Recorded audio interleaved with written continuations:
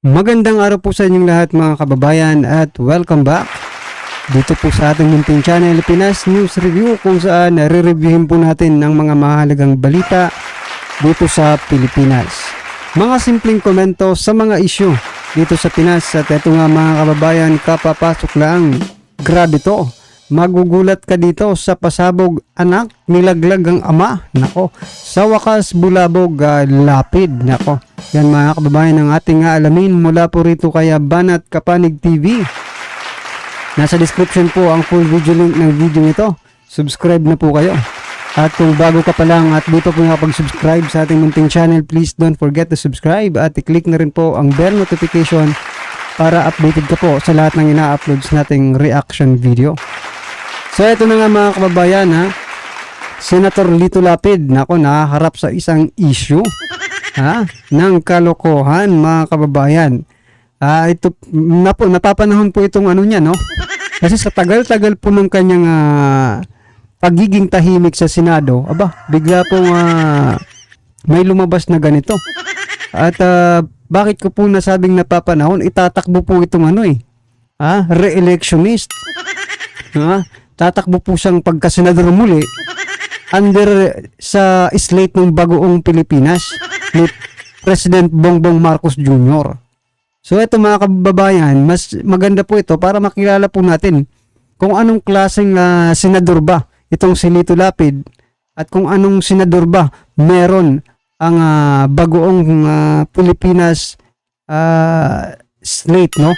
Yung mga senador nila or yung mga tatakbong senador under na bagong Pilipinas slate. Eto mga karbi natin. Pakinggan po at bigyan po natin ng komento ang video nito. Eto na po. Lang kayo ng kaisip. Sasabihin mo, hindi ka magtataka pag sinabi mo na si Lito Lapid ay numero 1 magnanakaw. So, ngayon saan ba kayo kumukuha ng pera na yan, Mr. Lapid? Hindi naman ako maniniwala na sa pagka-artista mo nanggaling yan. Hindi ko naniniwala na pag nanggaling yan sa yung mga pelikulang Valiente at pelikulang Leon Guerrero. Hindi po ako naniniwala. Malaki makinita mo ron. Actually nga, kaya ka pumasok sa politika kasi humina na yung kita sa politika, sa pelikula. Kaya pumasok ka sa politika, pareha lang kayo ng kaisipan ni Bong Revilla. Kaya yung mga naglalao sa pelikula, pumapasok sa politika. Yan po. So yan mga kababayan, speaking of Bong Revilla, isa rin po yan, no? Sa tatakbong pagkasenador or re-electionist din, no? Under pa rin po sa slate ni PBBM ang bagoong Pilipinas. Bong Revilla at Senator Lapid. Nako po. Parehas po ang dalawang itong pala. Magna. Magna. Alam ko po iniisip niyo. Iniisip niyo po siguro na magna nga yung nasa itaas di magna rin yung mga nasa baba. Yan po yung iniisip niyo. Alam ko yan Ganon din si Jinggoy Ejercito Estrada. Dahil wala ng kulay ang kanyang karera bilang bida-bida sa mga action movies, ay pumasok naman sa politika. So ganun po, kaya wag niyo na kaming lukuhin mga Pilipino, na kunwari nanggaling sa kung saan-saan. So ngayon, ito naman sa So yan mga kababayan, isa lang po ang gustong iparating dito sa atin, no? Wag na po tayong bumoto ng mga sikat. Yung mga sikat at pasikat. Tulad ng mga artista at mga sikat-sikat na mga personalidad kasi, ang habol po nila ay hindi po ba talaga magserbisyo sa taong bayan, kundi ang magkano ang kikitain nila sa bayan. Di ba? dinami-dami mong property ngayon, hindi ka pa tumitigil sa pagnanakaw. Matanda ka na pero hindi ka pa rin tumigil sa pagnanakaw. At believe naman ako sa iyo, hindi ka nga nakatapos ng ng high school ay ka naman, marami ka pang property kaysa sa akin. Biro mo, ako gumraduate ako na sa Mindanao State University scholar na bilang graduate ng Bachelor of Science in Civil Engineering. Pareho kami ni Batang Maynila 2H na civil engineer.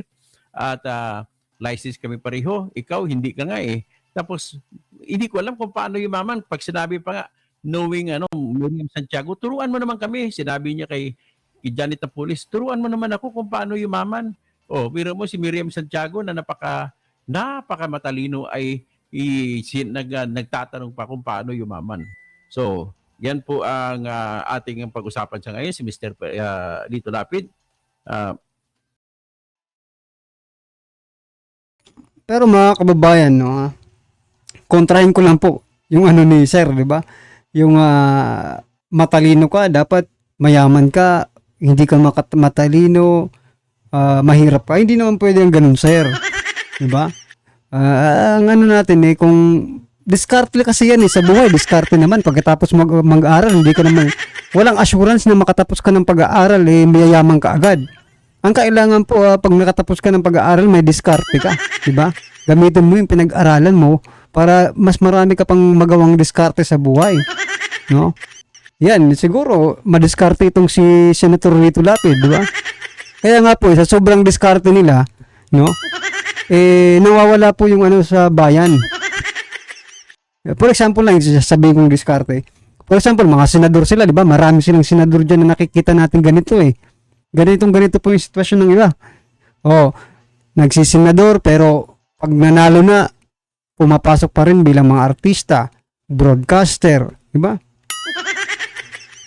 Diskarte po nila yan para yumaman. Pero ang tanong, di ba? Binayaran kayo Bayad kayo ng taong bayan para maging senador, gumawa ng batas, ayusin ang bansa.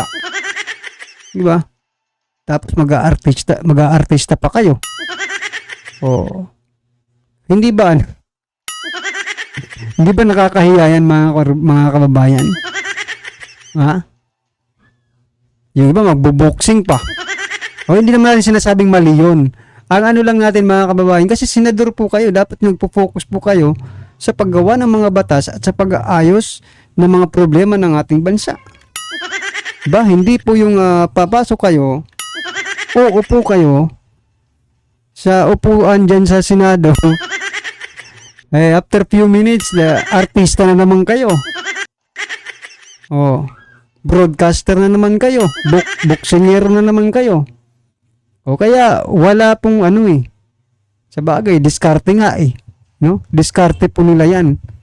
Kaya nga po, pati kaban ng bayan, dinidiskartehan nyo na rin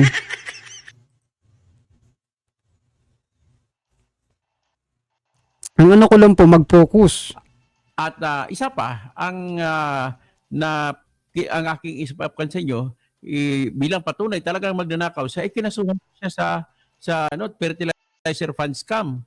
At ang kanyang kaso ay binasura noon sa Sandigan Bayan sapagkat daw may nalabag ang kanyang karapatan sa mabilisang trial, ang kanyang right to speedy trial. So dismiss naman ng Sandigan Bayan, kaya lang humabol ang ombudsman at binaliktad ng Supreme Court noong December 2019 at ibinalik ang kanyang kaso sa Supreme Court.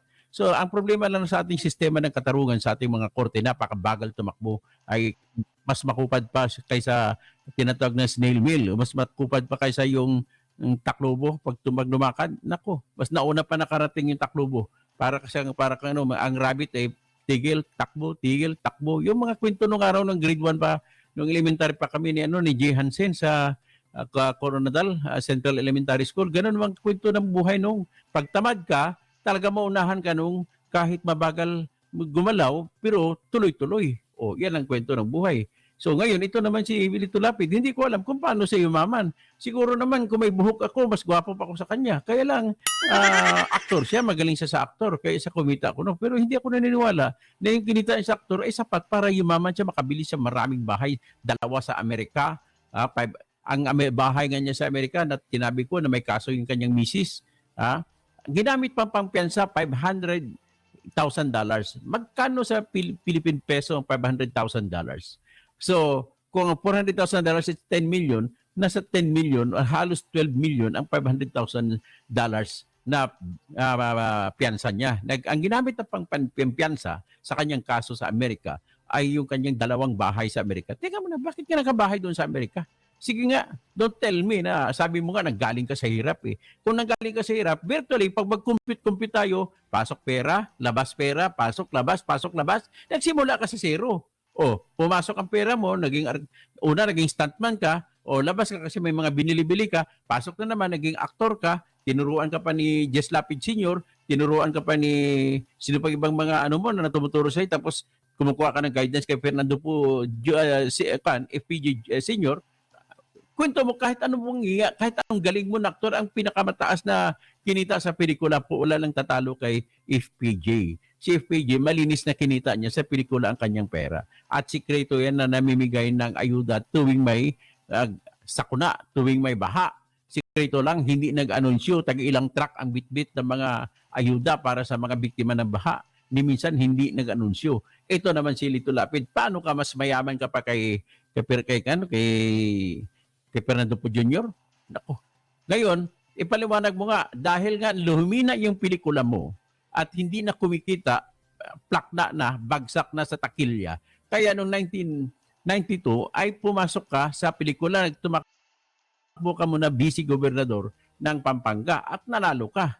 At yung pagtakbo mo sa vice gobernador, doon ka nag-aral, parang ginawa mong eskwelahan ang provincial board ng Pampanga at doon ka nag-aaral kung paano kumikita yung mga politiko. So doon ka gumawa ng kunwaring artista, doon naman ginamit mo pag-artista mo, nakangiti ka, na sa mga pelikula mo ay ikaw tagapagtanggol ng mga mahirap at naapi, pero ikaw pala ay magnanakaw. Yan ang problema. So ngayon, nung natuto ka sa bilang vice-gobernador, tumakbo kang gobernador, tinalo mo si Bringyao. At nung nanalo ka sa noong 1995, ito na ngayon, naging gobernador ka.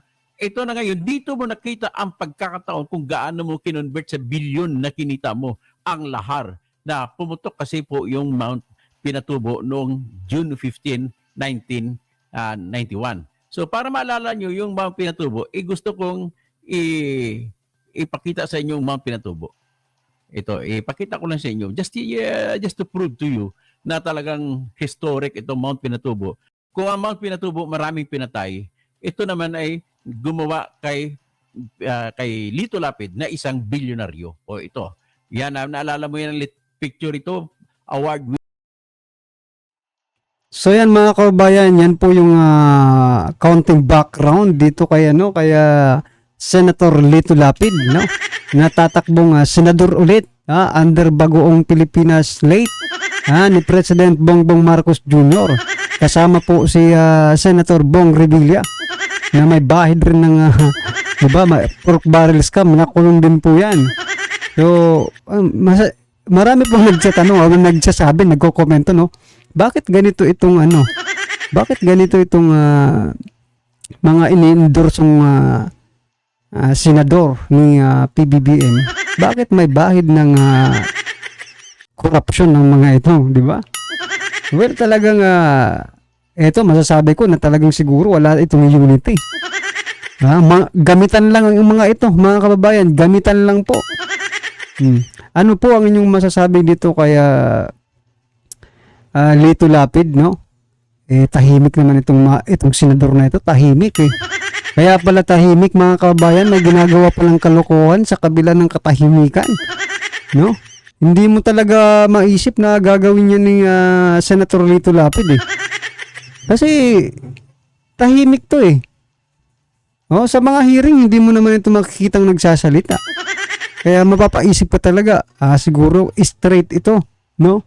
Walang kalokohang ginagawa ito. Kasi hindi nga makapagsalita eh. Sa mga investigasyon, di ba? Hindi nagsasalita, hindi nag-imbestiga, hindi nagtatanong sa mga hearing.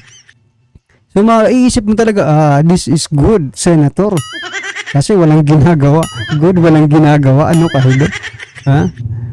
So yan mga kababayan, ano po ang inyong, sa palagay niyo po, wag na muna. So yan, ano po ang inyong reaksyon, komento, or kritisismo patungkol po sa video nito? I-comment na lang po sa baba para at least alam po ng ating mga kababayan ang inyo pong reaksyon patungkol po dito, right?